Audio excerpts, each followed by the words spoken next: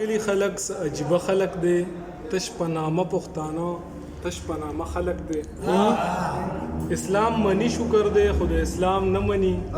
الله ته رب وایي خو ځان یې غلام نه مني دلته واړه او غټ غټ بلا خدایان اوسېږي چرته ملک رازق دی چرته خانان اوسېږي د خان مذهب دولت دی د خان کعبه روپۍ ده د خان سجده لالچ دی د خان اسره روپۍ ده مولا به هم هرسیږي پیسې بلها قیمتي خان ژوندې هم بختور خان مړ هم جنتي ډېر ښه خان ژوندې هم جنتي مولا به هم هرسیږي پیسې بلها قیمتي خان ژوندې هم بختور خان مړ هم جنتي د خوار د بره غنم د خان خنبه کې پراته هاي هاي سپي د خانانو ماړه د خان اجره کې پراته غټو بنگلو کې اوسي په ضرب واړه دي خانان غټو بنگلو کې اوسي په ضرب واړه دي خانان دهقان یې نار ساتلې خپل ماړه دي خانان هاي هاي ډېر خیاره بیا مخکې بل بند دی چې زما د کلي قاضي د یو ټولګي قاضي دی د زورورو ملاتړ هم د هغوی قاضي دی د زورور ظلم ته شرع کې لار جوړوي په مظلوم ظلم شوی هغه ته دار جوړوي کله سرمد وجني کله منصور په دار کې حق د تعالی ترغه شي چې رضا سالار کی او کنه قضاوت څه دی خو بس یو ګټور کاروبار وستور شپه ثابتول یو لوی هنر کاروبار قاضي د هغه چا دی چې مړوي شي قاضي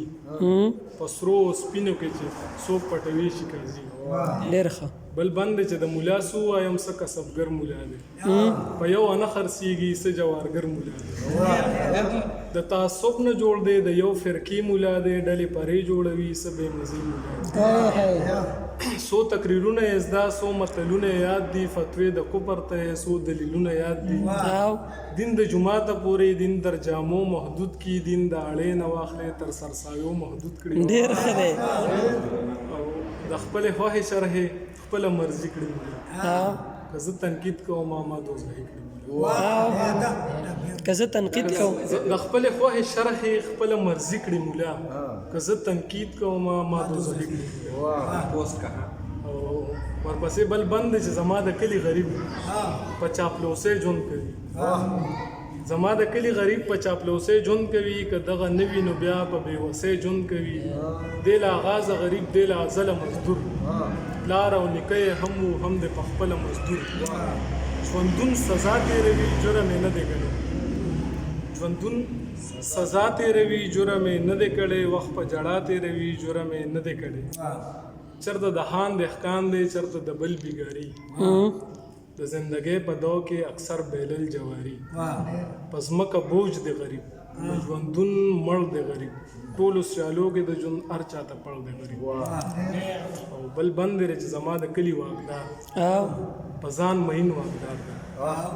په حق خوړلو د کام بل شان مهین واکدار دی ډېر ښه دی رهبري څه ته وایي د سره نه دی خبر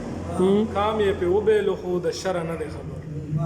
کله یې مړ خرڅوي کله یې ژوندی خرڅوي خېټه یې ډکه نه شوه کام په پیسې خرڅوي هاي هاي د وخت پرغون ته سجده که څو اوده نشه دی د غلامۍ زنځیر کې په خوب اوده نشه دی اوښ کې یو دوت یې نه کړی زما په سلي واکدار د بل په واک کې اوسي زما د کلي واکدار هاي هاي ډېر ښه دی او بل بند دی چې زما د کلي فنکار د ژوند نغمه نه کوي زما د کلي فنکار د ژوند نغمه نه کوي چې ملالۍ کړې وه هغه ټپه نه کوي پردی تصویر جوړوي پردی سندرې وایي خپل کلیوال کلتور ته زړې خبرې وایي هاي هاي شاعر مې مدح وایي د قصیدو شاعر دی شراب و شونډې ستایي د میکدو شاعر دی ډېر ښه د جنگ زپلی ولس ویر او جړا نه اوري د جانان زلف ستایي نور دنیا نه اوري هاي هاي کله نشې ته لیکي کله خمار ته لیکي